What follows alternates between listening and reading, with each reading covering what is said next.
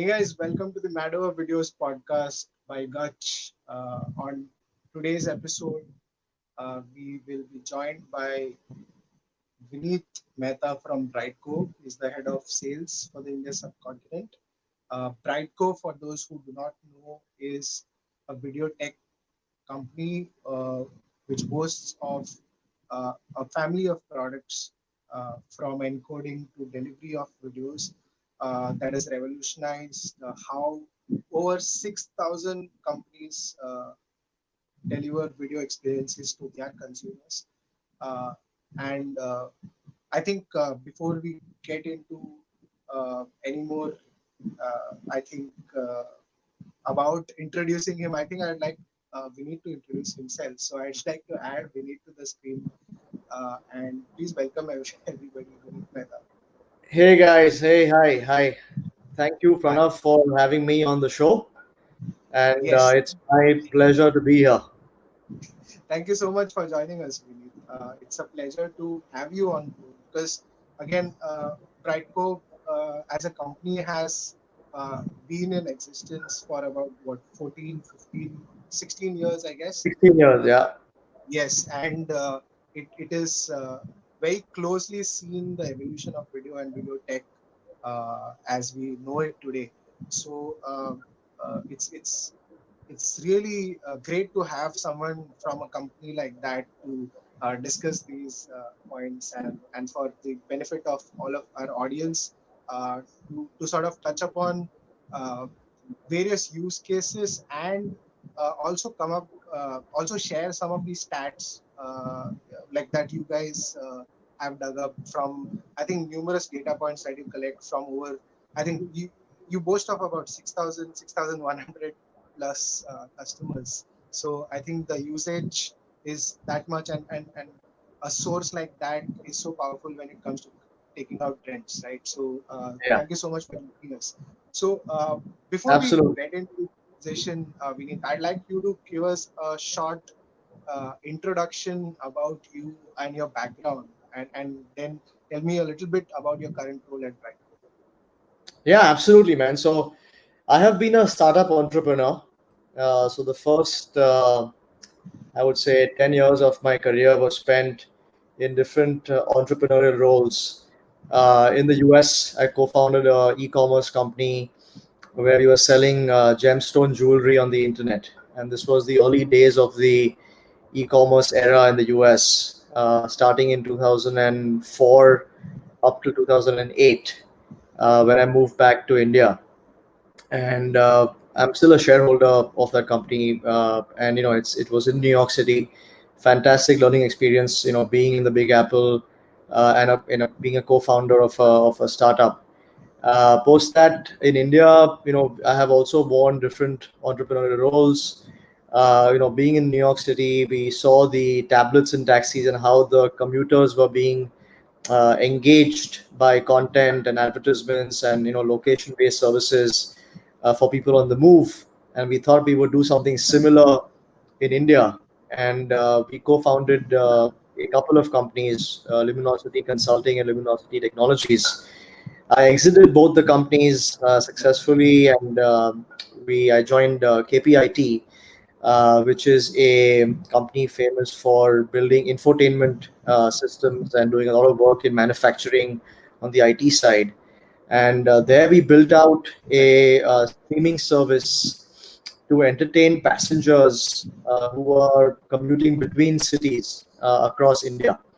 So the idea was that people would enter a bus and they would be able to switch on their cell phone, connect to the local Wi-Fi in the bus, and watch content, and then get rewarded. Yeah, And there were a whole bunch of value-added services around that, including showing advertisements. So, yeah, sort of saw the evolution of e-commerce on the early days to video and ad tech, being a startup entrepreneur in India, to actually working for a large public company in KPIT and building out a system for 17,000 buses. So it had become the world's largest offline system for streaming content, and the focus on the word offline. So a lot of things were similar to online, but it's people who are very conscious of using data.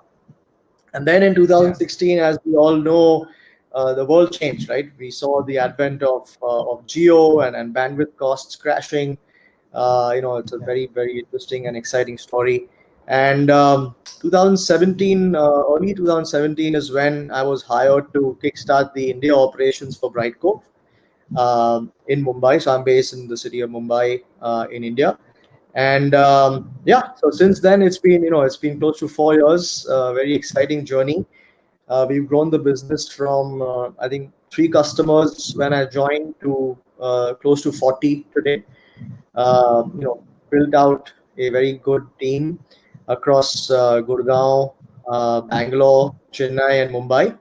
Yeah. And yeah, we are seeing and excited to be part of the video journey of the customers in India across the board, from OTT to enterprises to brands to e-commerce companies, e-learning organizations, Right. and now we are seeing events explode. So exciting times.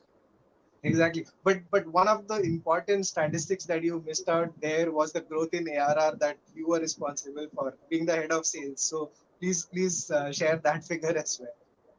Yeah, so we've seen, I must thank, in huge part, the bandwidth cost reduction was a big role to play. So I must give credit there as well. But yeah, we've done our job. I think we focused on building very good relationships with customers that we have. The first customer that I closed after joining the India team was Republic. Republic was just starting out, and shout out to Mr. Arnab Goswami. Most people might not agree with the journalism, but they do all their digital streaming is powered by Brightcove. Very nice. I know now this question might sound uh, like a little ordinary because it's but obvious that you've spent over 17 plus years in your journey. But I'll still go ahead and ask this question. Like, why is Vinit mad over videos? Yeah, man. I mean, it's a good question. See, I've seen video from the early days of streaming, right? So I've seen the evolution of video, and I've seen how it gets people excited. There's an emotional aspect to videos which is not possible to have in text or image.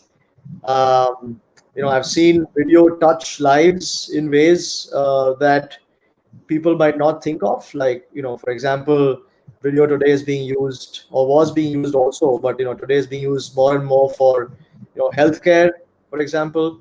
It's being used to send messages to your loved ones.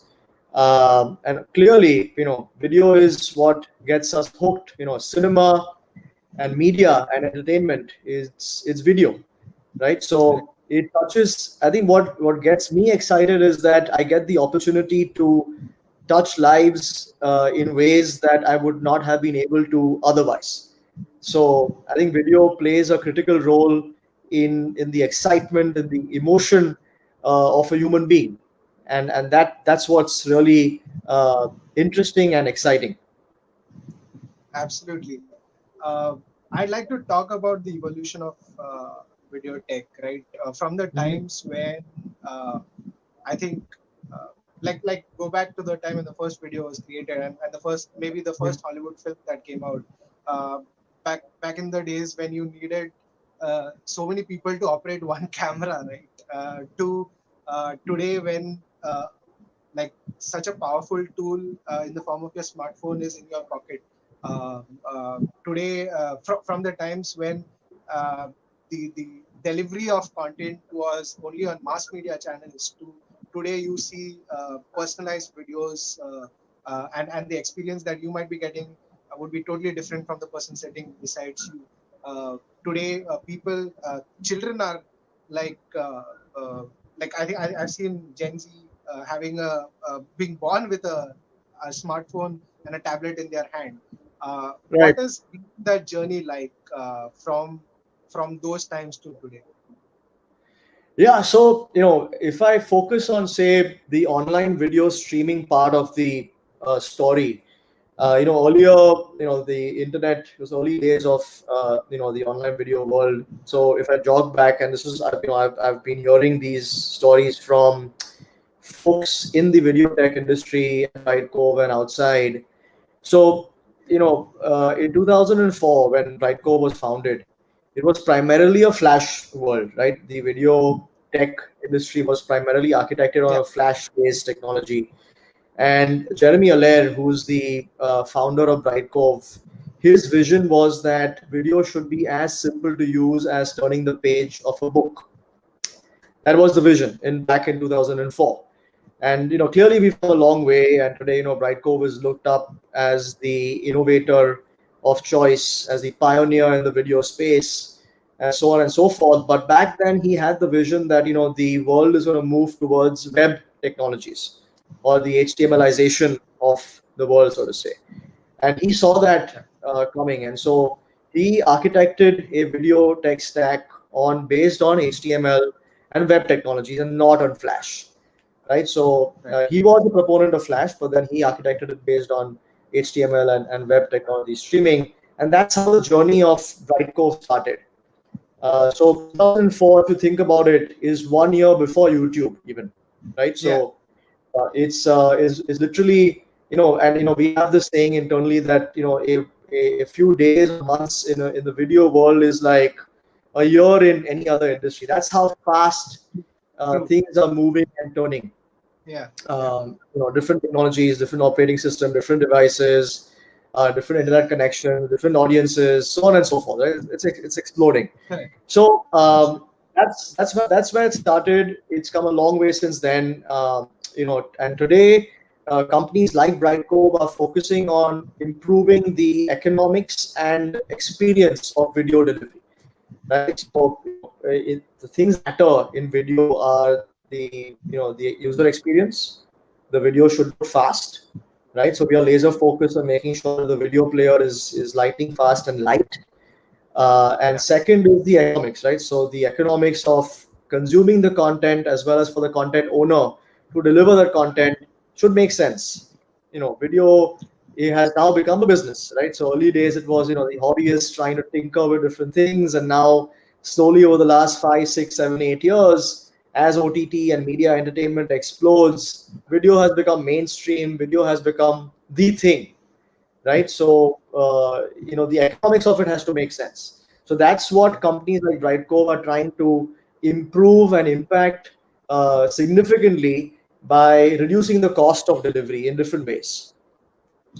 Absolutely. Uh, Uh, yeah, like you said, this has been the process and the journey for the rest of the world. But India was late to the game. I remember we've always been one generation behind when it comes to mobile data as well.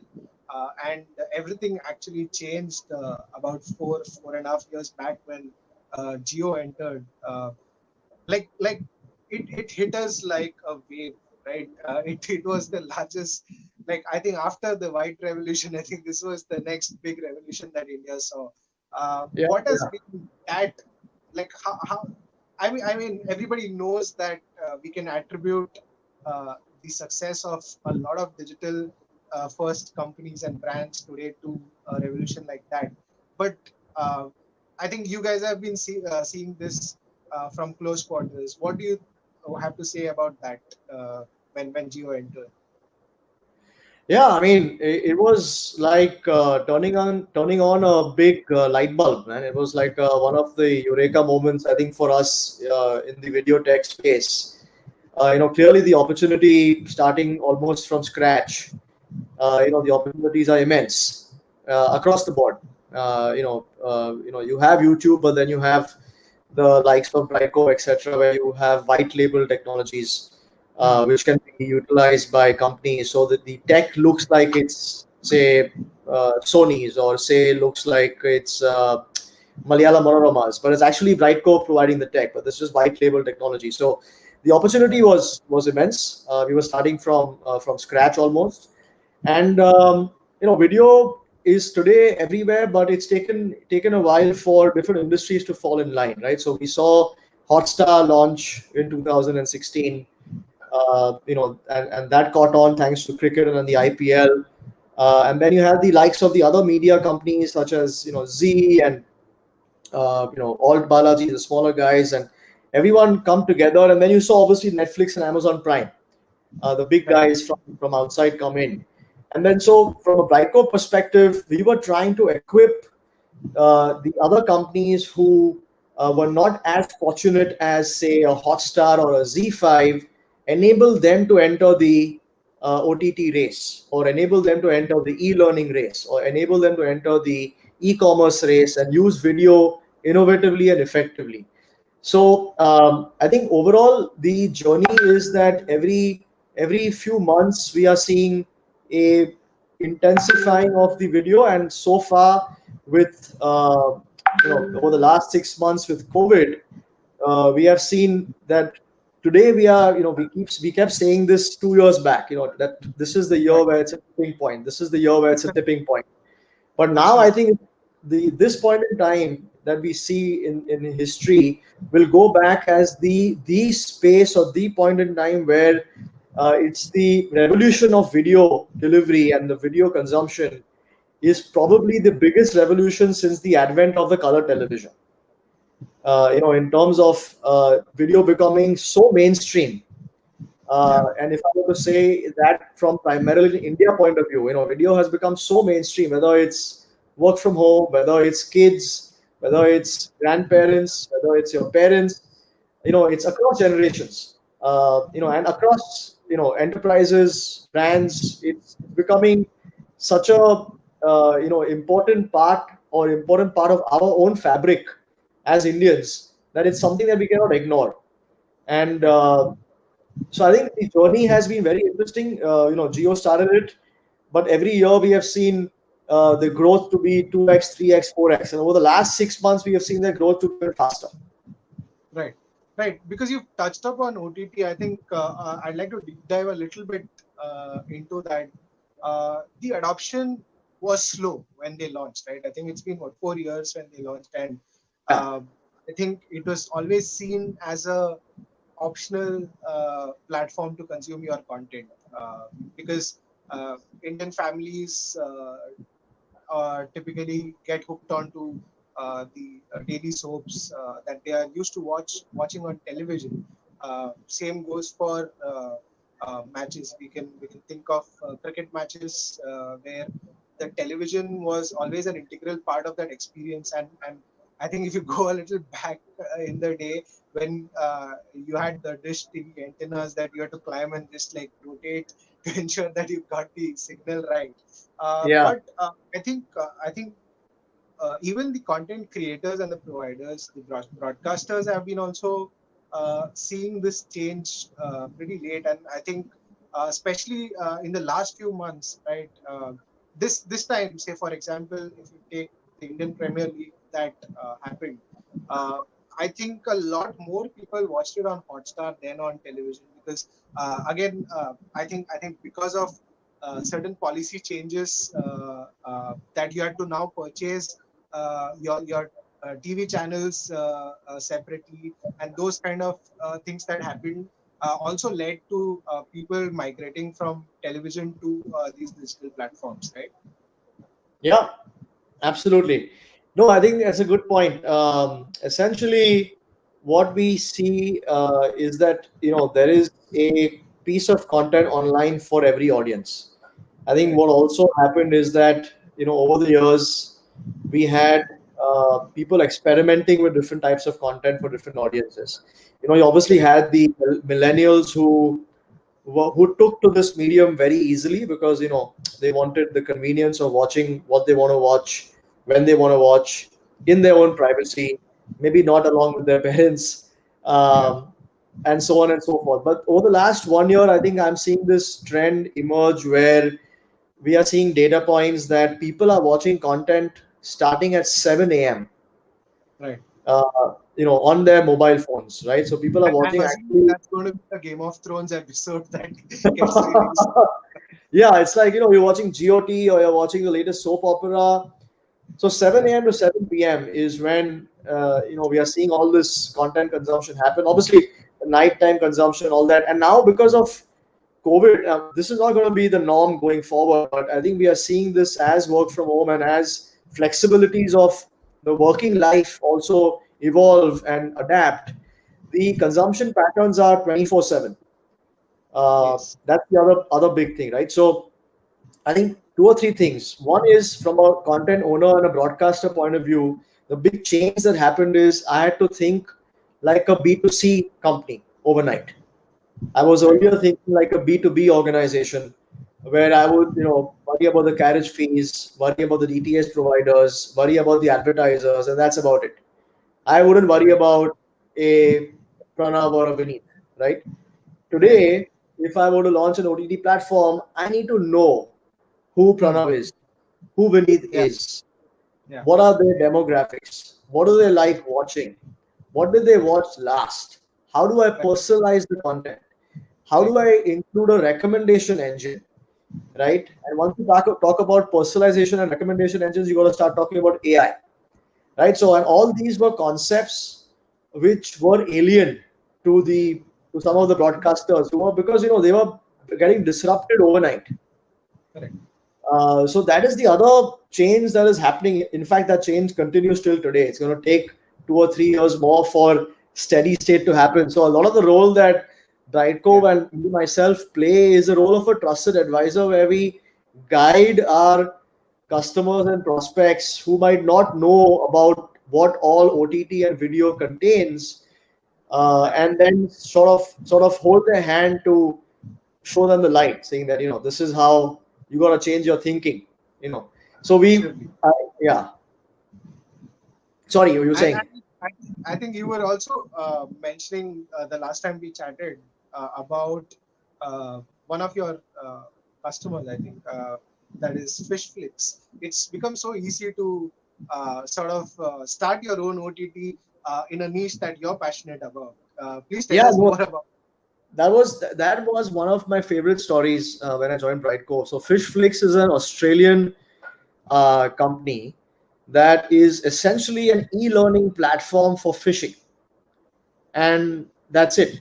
All they do is teach, and being an Indian, maybe I was a little naive to know that okay, fishing can have such a strong following, right? Audience. And Yeah. they had paying subscribers who were paying decent money every month to see videos and learn different techniques about fishing. And they have these fishing in a lake versus fishing in a pond versus fishing in a river versus Right. fishing in the ocean versus fishing different rods, different techniques. The wind blows in this direction, you go do this, you do that.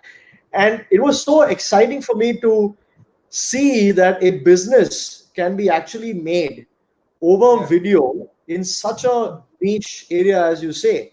So that tells me that for budding entrepreneurs in India, e-learning is exploding, sure, but even within e-learning, there is so much more that can be done in terms of hobbies. It's beyond just academics. There is so much more that can be done and communicated and taught to the world in terms of using video in unique ways.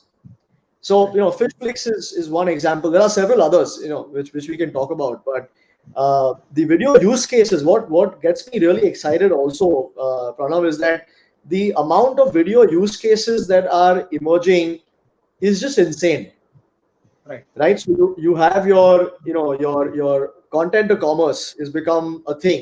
We see this thing in China where you have these live streaming stars who are Ex- selling products, everything from flowers to mobile phones, Yeah. on a live stream. Right. So irrespective of where the user is, people can actually interact also with that particular Right. seller, and they have a Right. fan following, right? So I think now Instagram is doing this with their particular effort, and I hear that they also are getting into now the whole commerce angle. But I think Correct. eventually, and if I were to look at say 3, 4, 5 years down the line, the next evolution for the likes of even the Indian OTTs or Netflix, etc., will be the merging of content and commerce.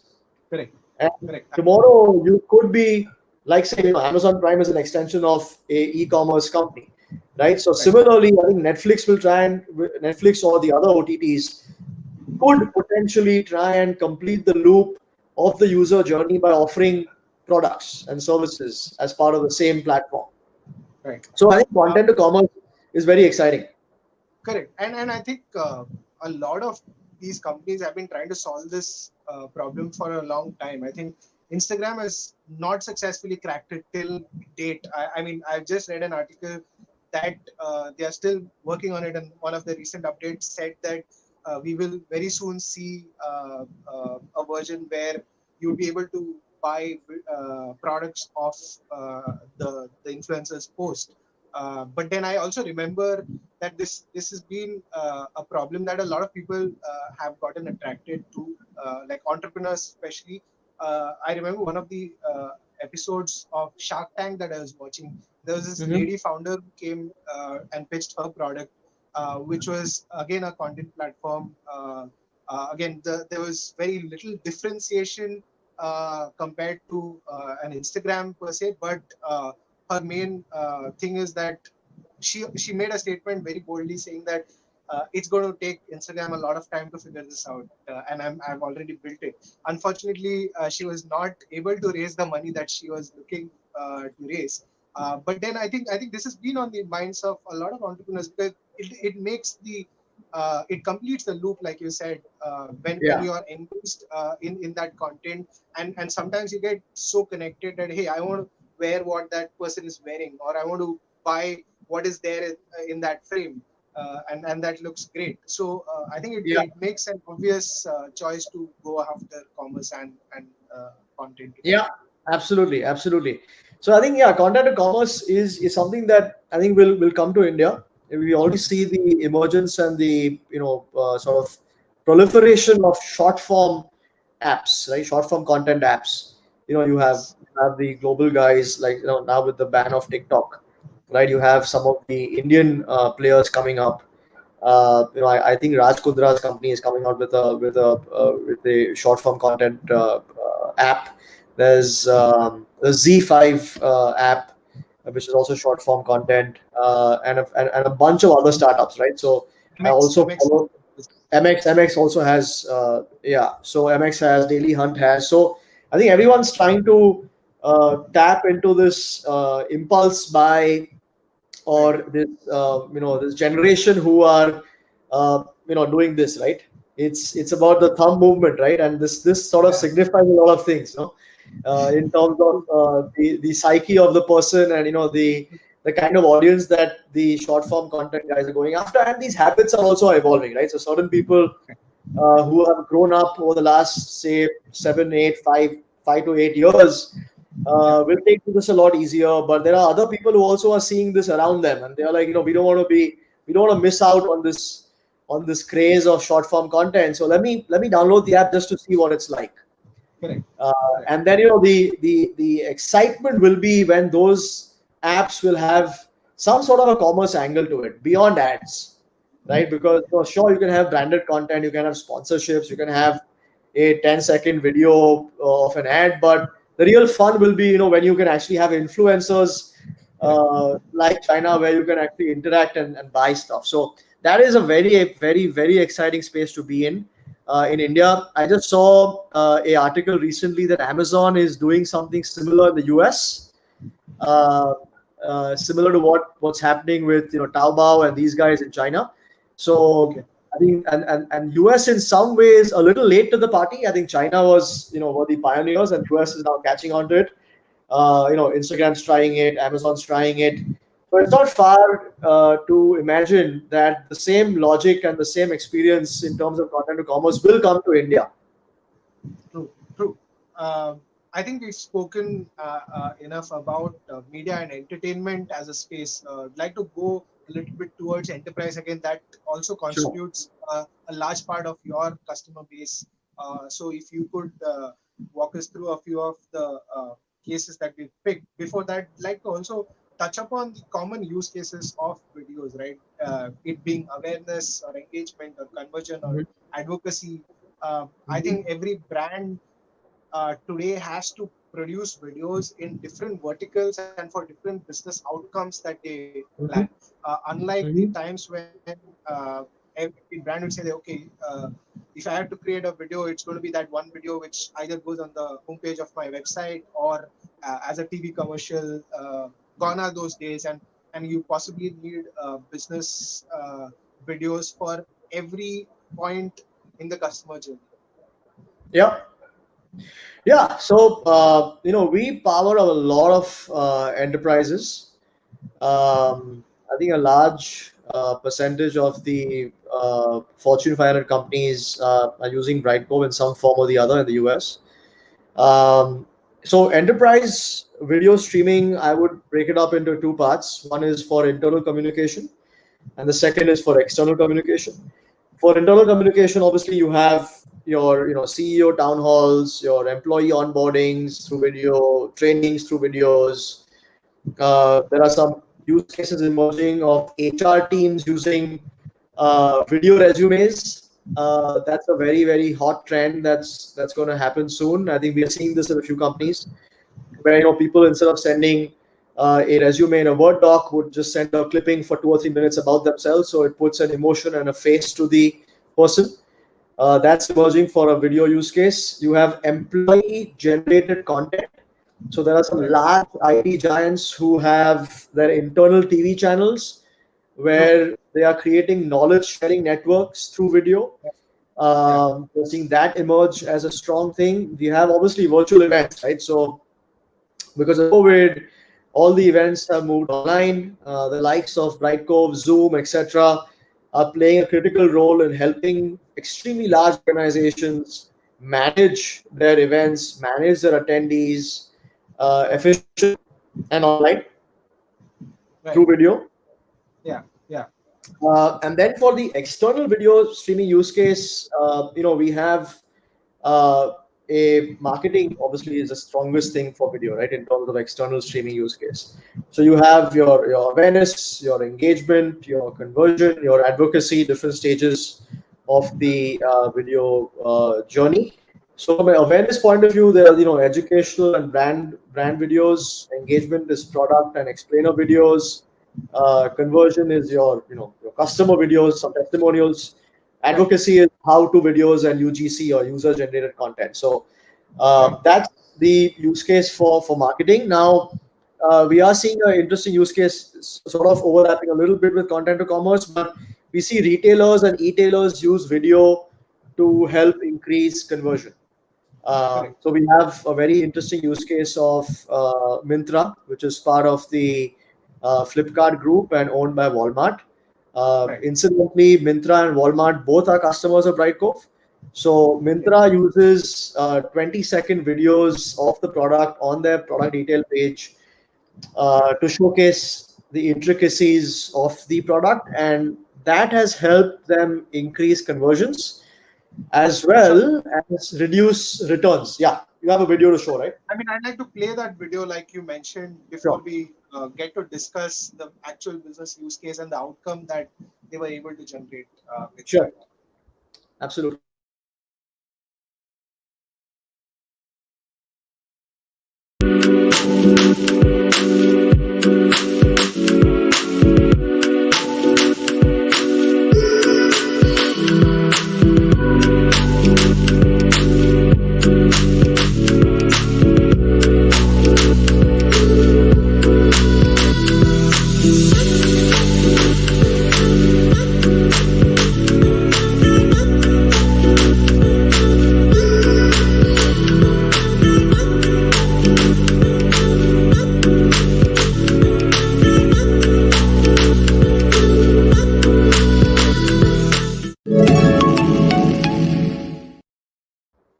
Yeah. So I think typically when you land on the product page of any e-commerce, we've been used to seeing product images being taken in different angles by product photography companies, and then like I think Myntra, I guess, and Amazon together, or maybe with Flipkart, constitute a large part of those business to those kind of companies. But today, I think we are seeing this adoption of video in this use case. So, if you could just tell me how different are the conversion rates? How far apart are uh, business outcomes that they've seen after they have adopted video in their product pages. Sure. So, without giving too much of the sensitive information away, I would say that the conversion rates have doubled in a few cases, and in a few cases they have maintained status quo. Maybe because the video also has a very, you can see the product in action a lot Correct. better. So it Yes. could also work where you say, okay, I don't particularly like this because of this particular reason. So there are categories where the video usage has doubled the conversions. There are also categories, a fewer categories, not too many, but a fewer categories where it's been status quo. So a lot of the e-commerce folks need to do strong A/B testing with a wide variety of audiences to actually arrive at data to show that, okay, video is working for a specific set of SKUs or a specific type of product.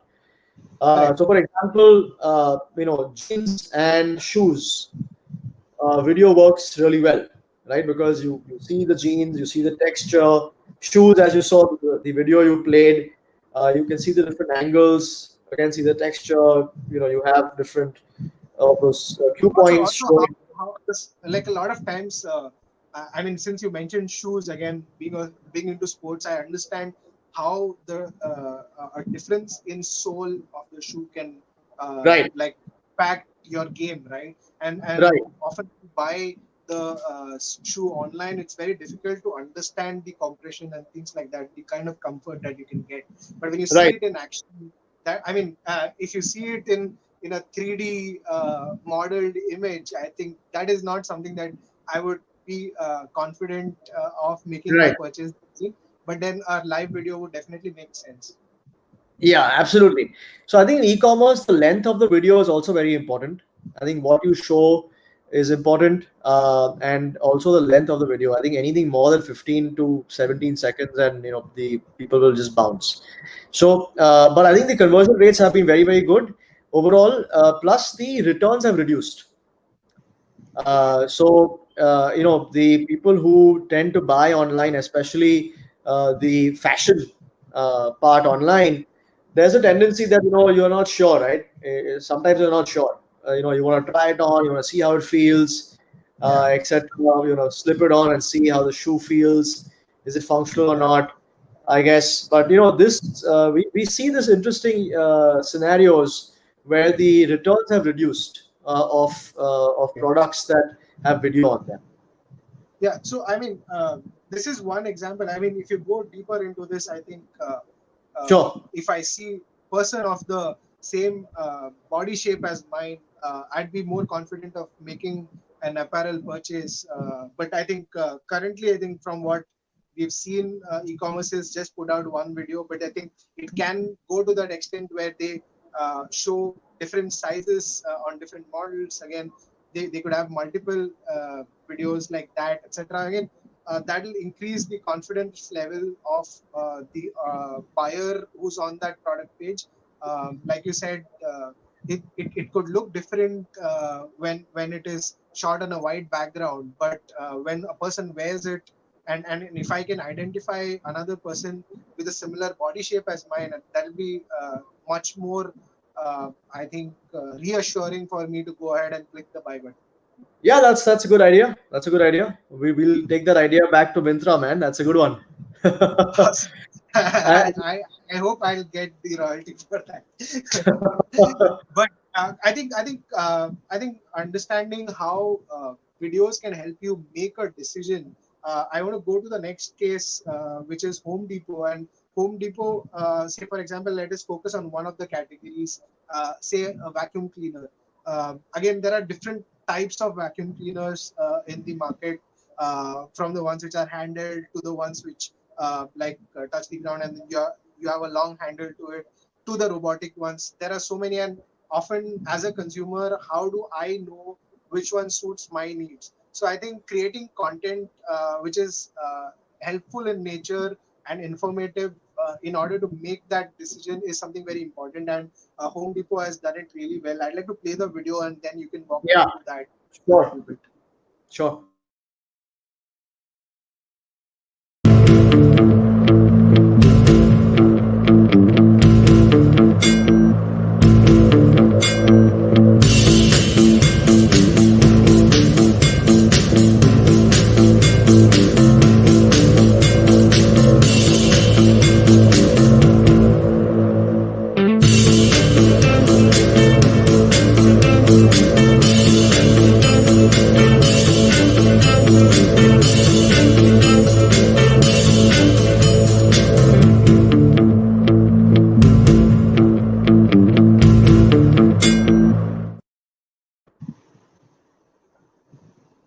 Yeah, Vinny, please Exciting.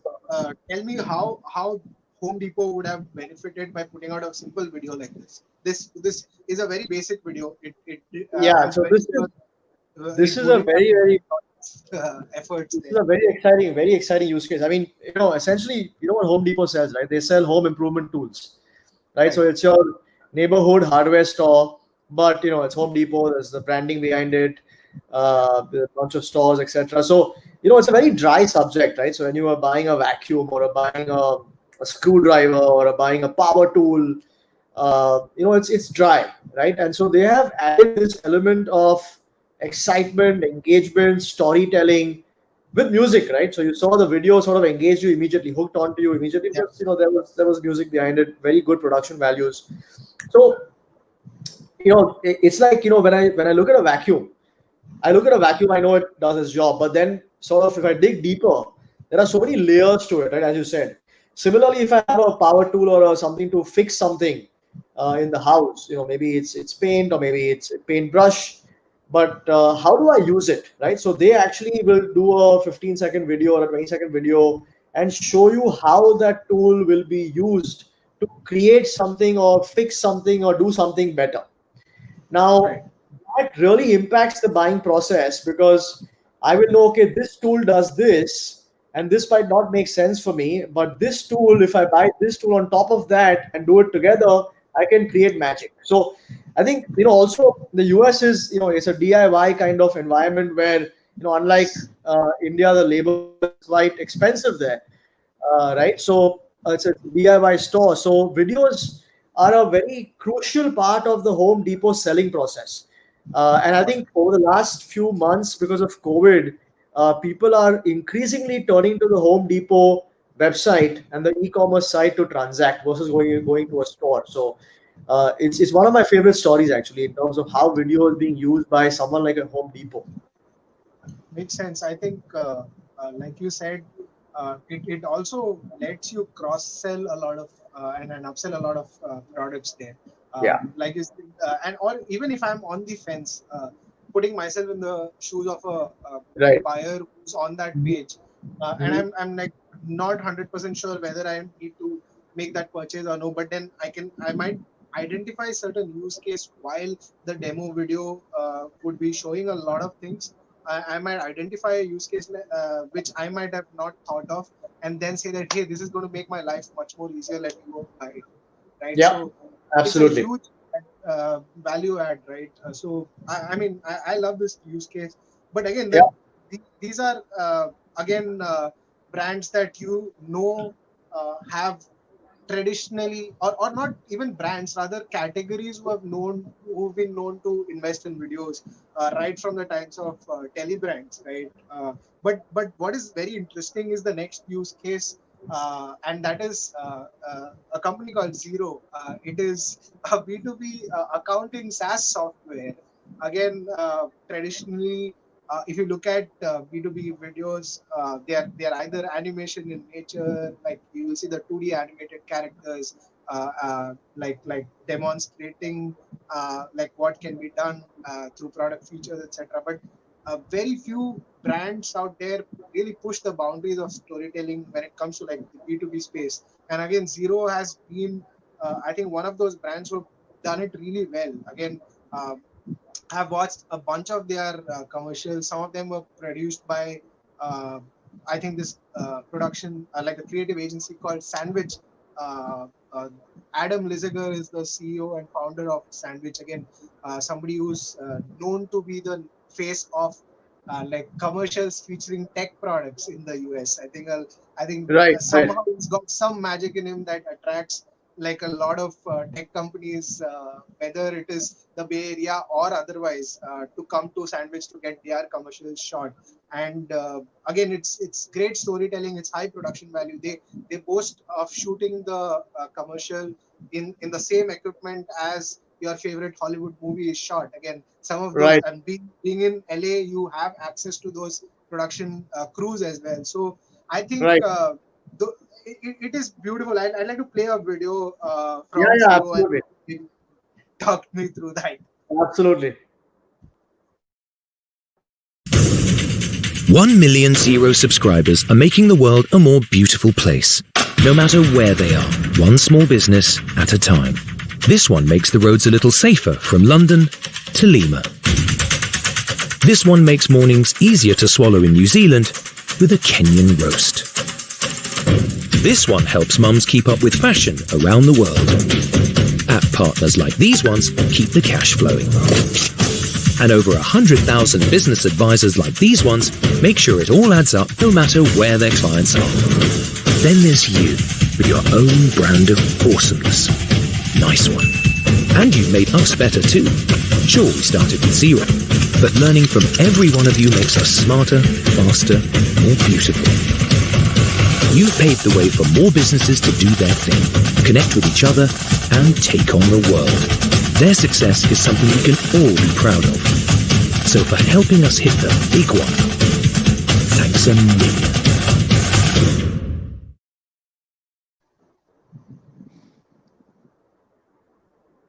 Yeah, awesome video.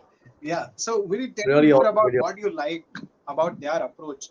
And I think this approach, I mean, typically trickles down the leadership, right? From the leadership, it has to Yeah, start with somebody who's passionate about investing in videos, right? Like you yeah, said, like typically these videos, I think if you go to the website of Sandwich and you go to the About Us section, and this was, I think, one version prior to their current website, and they had put out an average figure of $150,000 for the production cost of one commercial.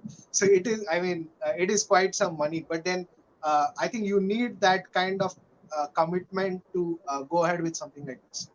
yeah. I think what I like about Zero, so Zero is, I think, one of my top three favorites. You've already played Home Depot, uh, and what I like about that is, and the Brightcove team in Sydney, who I know pretty well, they are the ones who've got Zero on board. Zero is a company headquartered in New Zealand. Right. It's a B2B, accountancy software, and they only use video to sell and to market, and they use video across the marketing and customer life cycle journey very effectively, as you can see.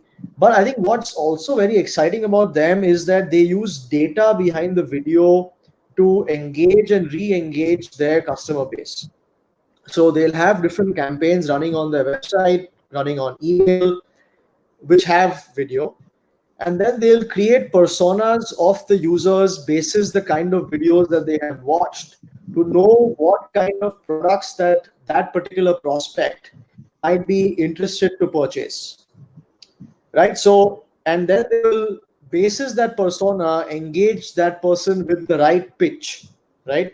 So it's not like spray and pray. There is a total method to the madness. Sure, the production values are high, but if you dig deeper, I think they utilize the data behind the video very, very effectively. So they actually integrate the data from the video into a marketing automation platform or a map, right? And also the CRM. So they will actually keep track of the entire life cycle. So they will know, okay, Pranav has watched these videos, these genres. This is the kind of user Pranav is. So I think that's very powerful information. Yeah. Just beyond, when you look at a video, you'll be like, oh, it's just a piece of video. But when you dig deeper and turn the layers, remove the layers out and look deeper, there is powerful information that marketers as well as CXOs of these companies use effectively? Yeah. Yeah. I think I've got this question a lot of times in meetings with brands. I think uh, while I was pitching creative to a few brands, I've always got this question: is how would you define the ROI behind making this video? You're pitching me a great idea. I know I'm sold on the creative, but then how am I going to get the returns? I think you answered that. If you have the right set of tools and the mindset to break it down, I think you can Yeah. put a method to the madness, like you said, and this kind of a behavioral analysis is far more interesting than I think any other medium, because I think the interaction, like you said, with the current technology, like probably the tools that Brightcove offers, I think the kind of data points that you can capture and sort of analyze, and they are really powerful. Like you said, the personas that you can build are going to be far more accurate than any other model that you might be building. Yeah, absolutely, absolutely.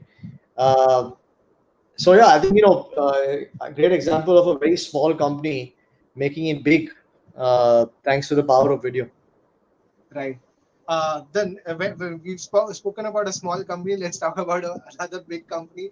I love this section of the how-to videos by Ford.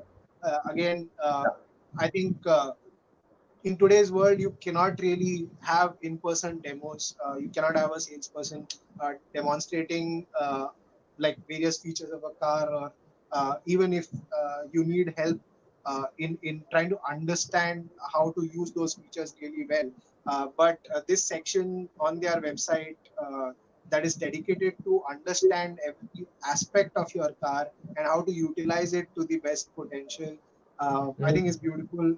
I like to show this the section first, and this is how it looks. Right, you have a bunch of videos. It's not one or two videos, and Yeah, I couldn't show the entire all the folds of the web page, but I have like the first fold, and you can see that there are things about steering wellness. We're talking about tires, how to ensure your health of your car is proper, uh, like tire rotation, fuel efficiencies. I think a bunch of those, and I've picked up one video from the series that I play, which is about your power windows. I'd like to play that before we sure, deep dive into this use case. sure. Why does my window go all the way down when I press the button? Why can't I make my window stop where I want it to? Did you know you can open or close your window all the way without having to hold the button down? Here are a few simple steps on how to use it.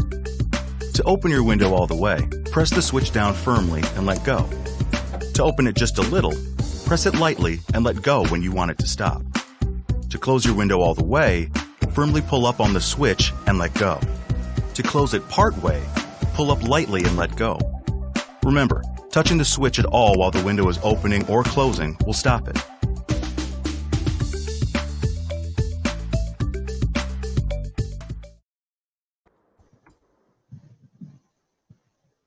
Right. So, will you please tell me,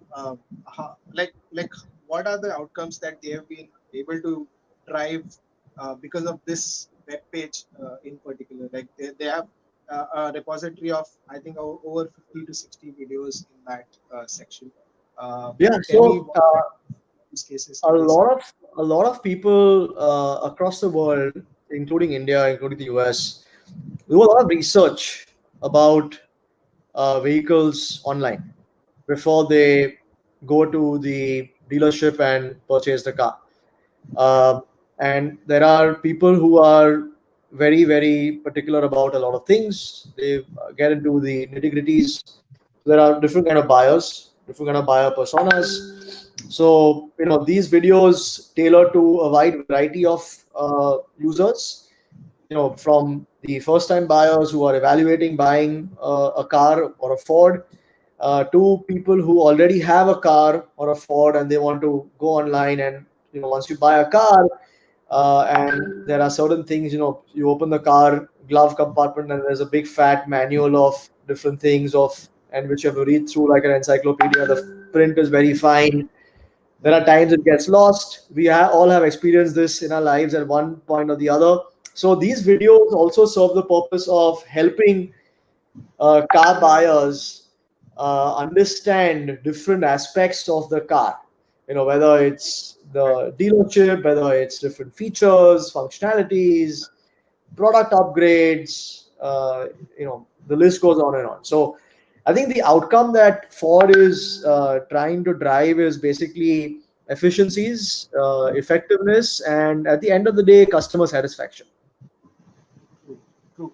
Again, like you said, uh, it makes it very easy for the customer to now like make believe when you actually see that product in action, because I Yeah, think when it sees a commercial, uh, 5 to 6 top features get note like pointed out on the end screen, but you cannot see them in action, right? right. I mean, typically because of the nature of advertisements, and the constraint of duration, uh, as much as the marketing team would like to show everything in action, but they are not able to. But then I think while making a purchase, I think making a car purchase is one of like the biggest decisions, financial decisions that one makes.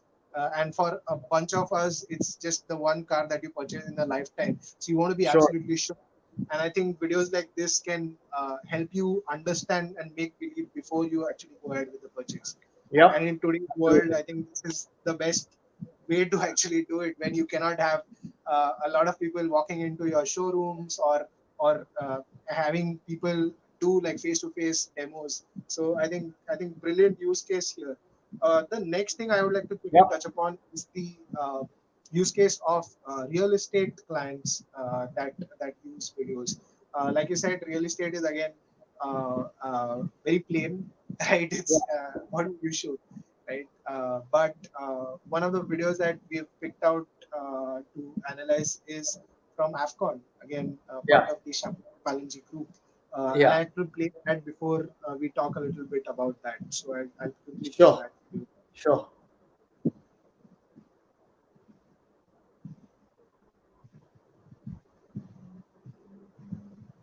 I'm sorry, there is some sort of a issue where I'm not able to play that video right now. But I think if you could walk me through how AFCON Yeah. has used videos. Again, I think the video that I was planning to play was a video that shows the journey of 16 years of uh, their uh, uh, building, like I think real estate presence in India, Yeah. and sort of like encompassing that entire journey within 2 minutes for a new consumer to watch and sort of Yeah. believe in them. Yeah. So Afcons is a large infrastructure development company, part of the Chaturji Palanji group, and they build complex projects which take years to make and develop and build. They build the metro in different parts of the country. They do projects in Africa, Middle East, and when they try and attract new customers, it was very difficult for them to sort of show what they have done, because how do you capture what you have made in 16 years in terms of the process, in terms of the people, Yeah, in terms of the resources. So they captured all those things in 2 or 3 minute videos to highlight their strengths and their USPs. And the as you said, a 16-year endeavor is minimized in 2 minutes, and that was very powerful for them to attract and market to different prospects around the world. Also, during COVID, they have used video to communicate to different parts of their communities and stakeholders and employees, because infrastructure projects were stalled for right. many months, right, because of COVID, Yes, etc. So I think this was also a very interesting and strong way of engagement with their employees. got it, got it. The next use case uh, that I'd like to move on to is of Suzlon. Again, they've Hmm. used videos to like establish thought leadership positioning for the brand. Yeah. Again, sort of influence policy making at large, possibly, because they're talking about mass problems, right? You're talking about wind energy, and you're talking about rainwater harvesting and things like that. And I've picked one video from them that I'd like to show to the audience before you talk us through their Sure, journey. sure.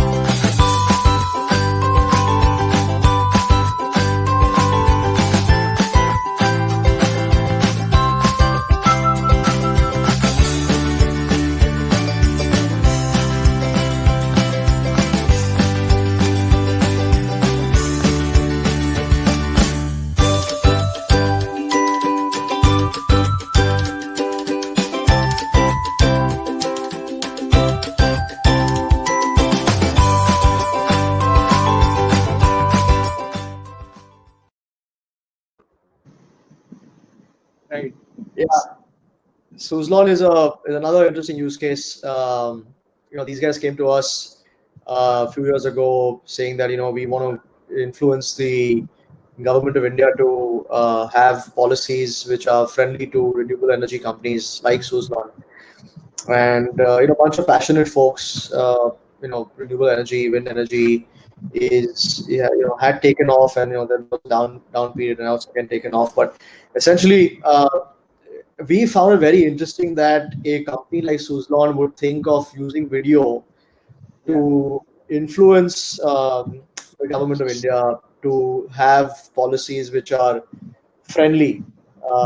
And also, in many ways, they are also using this video for advocacy of wind energy itself, Yes. beyond just Suzlon. So being being more friendly towards the environment, greener environment, and stuff like that. So I think they will continue. I believe they're going to continue this endeavor. It's good to see. Absolutely. Uh, that brings me uh, to the end of the case studies that we wanted to talk about. Sure. But interestingly, I want to now talk about like your peers that you really admire. Like if because we've spoken about so many brands and the kind of relationships that you enjoy with them. I'd like to hear who are the say top three folks that you really admire for their work. Again, it could be any of your colleagues, but again, if there are people outside of Brightcove that you want to give a shout out to, this is the right time to do that. Sure, man. So one person in Brightcove that I would like to talk about really briefly is Greg Armshaw. Greg Armshaw is the head of media for Brightcove in Asia. He is ex McCann. So he brings an advertising background to a video tech company like Brightcove. So he is viewed as a trusted advisor by brands, by OTT companies, and sort of even though we sell technology, but he plays a role of an advisor and handholds them. So he does a great job. In fact, the term FMCV, or fast moving consumer video. So we have this internal comment where we feel that companies need to think like a FMCG company today. FMCG companies are great at marketing, right? So similarly, companies who are producing videos, whether it's an enterprise or a media organization, have to think like a FMCG company, and therefore the word FMCV, or fast moving consumer video. So we are in the Yeah. world of fast moving consumer video, and that credit goes to Greg Armshaw. So that's someone on the Brightcove side.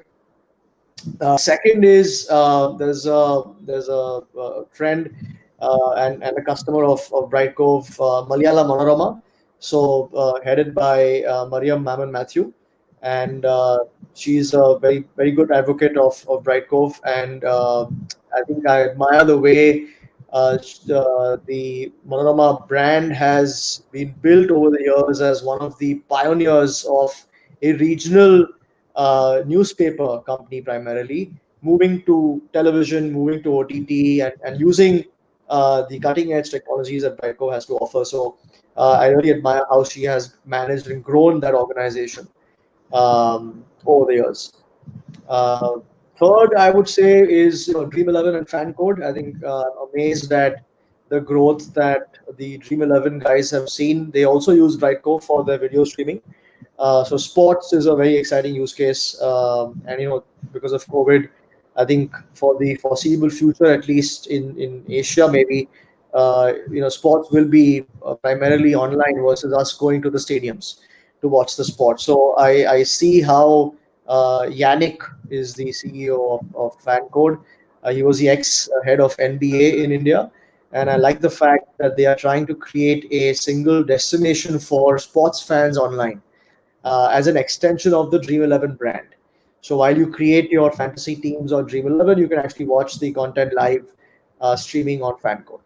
So I love that story as well in terms of sport. So yeah, I think those would be the top three folks that I would like to shout out. Awesome.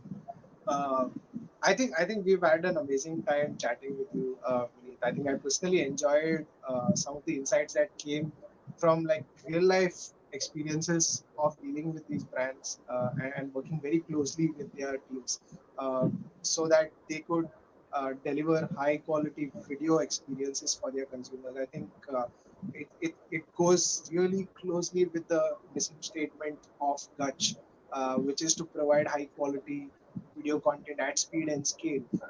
We take care of the production, and a company like yours takes care of the delivery. So I think Absolutely. we hope to see a very cordial relationship between the two brands, that is Dutch and Brightcove, going forward. Absolutely. But it Absolutely. has been an absolute honor and pleasure to have you on the Madover Videos podcast, and I hope you stick around with the Madover Videos community at large, because we have a lot of initiatives coming up very soon in form of Yeah, from thanks for having me, Pranav. I think this is a great initiative, I must say. I think I also felt in some way that I could give back to the community, which I've always wanted to do. So this gives me a good voice and a good medium to do that. So thanks for having me. Awesome. So with that, we come to the end of this episode. For everybody else who is watching, we'll be back with another episode tomorrow. At the same time, we will be hosting uh, Doug Tidwell, the senior marketing tech manager at Redis Labs. So if you're still here and you want to like tune in tomorrow, it's the same time. You can come to the Dutch YouTube channel.